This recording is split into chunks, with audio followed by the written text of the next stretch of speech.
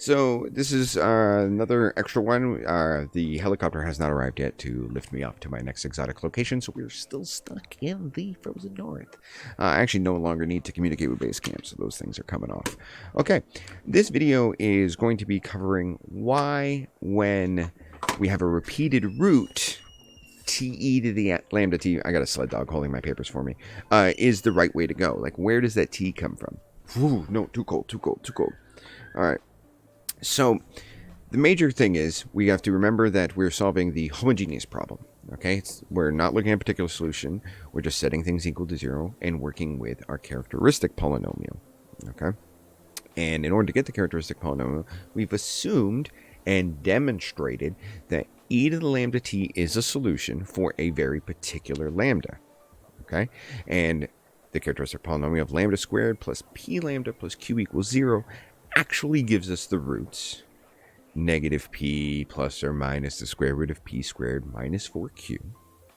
But since we're in the repeated real root scenario, we have to presuppose that that discriminant, the thing inside the square root, is 0. So that way we're only left with a repeated root of negative p over 2. Okay, so that's what we're dealing with. That's the situation we're in. And so we're going to use those facts later as we progress.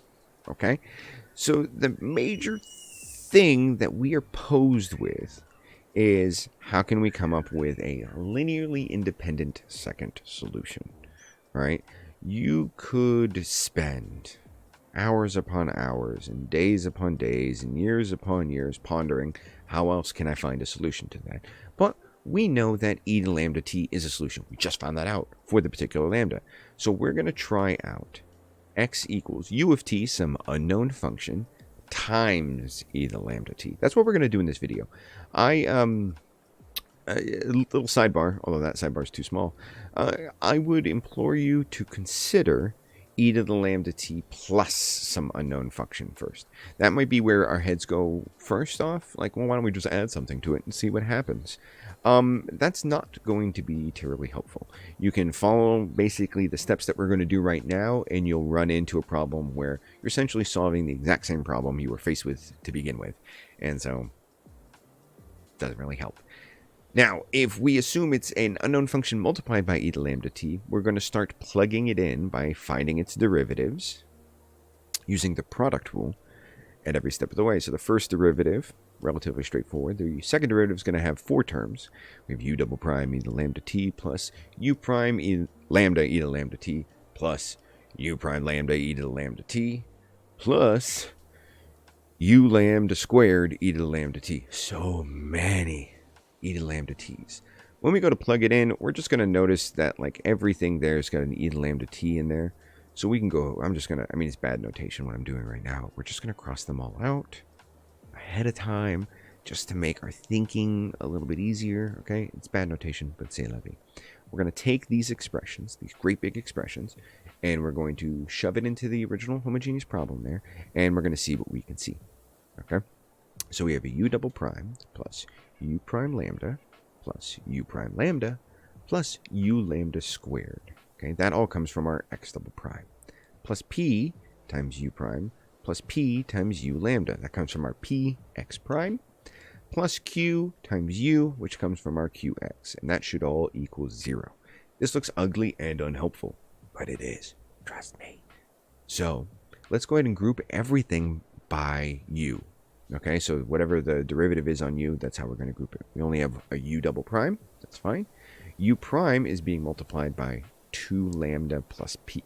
All right, we can see those 3 terms right there, there, and there. There we go.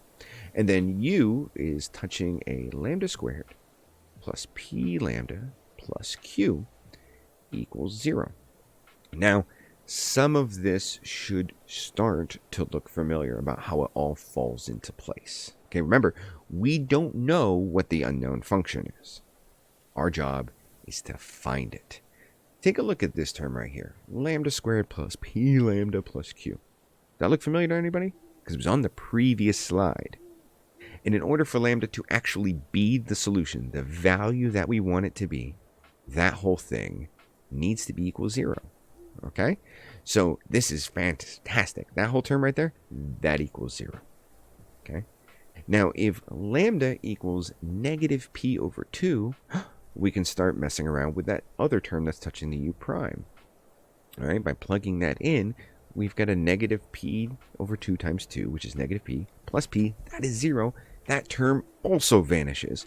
And so we're left with probably the easiest second-order differential equation, u double prime equals 0, which gives me that u prime equals c, which gives me that u prime equals ct plus d. So it says right here that the unknown function should be a linear function with two unknowns right now, right? C and d. Now, this has a lot of information in it that we need to use, but we want to use it in the simplest way possible. We're going to pare it down so that it's minimal, but still gets the job done. Because we could put a c, t plus d in there, and it'll work.